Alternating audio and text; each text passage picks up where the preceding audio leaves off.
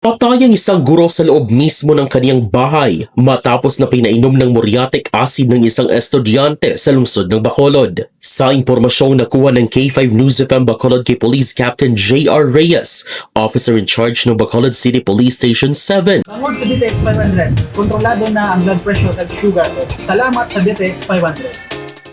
Inaya ng guro ang estudyante sa isang inuman sa kanilang bahay. Pahayag ni Police Captain Reyes, nung nasa impluensya na ng nakalalasing na inumin ng dalawa, nagplano sila na gumawa ng exciting moment na kung saan iginapos ng estudyante ang kamay ng guro. Dagdag pa ni Reyes, may nangyaring komosyon sa gitna ng dalawa hanggang sa binugbog ng estudyante ang guro at pinainom ng muriatic acid dahilan na binawian ito ng buhay. Tatakas na sana ang estudyante, subalit hindi niya alam kung paano buksan ang gate ng bahay ng biktima. Humana pa ng paraan ng estudyante upang makatakas, subalit naabutan ito ng mga pulis na nagtatago sa ilalim ng mesa. Sa ngayon, nasa kustodiya na ng mga pulis ang sospek at nagpapatuloy pa rin ang investigasyon sa nangyaring krimen.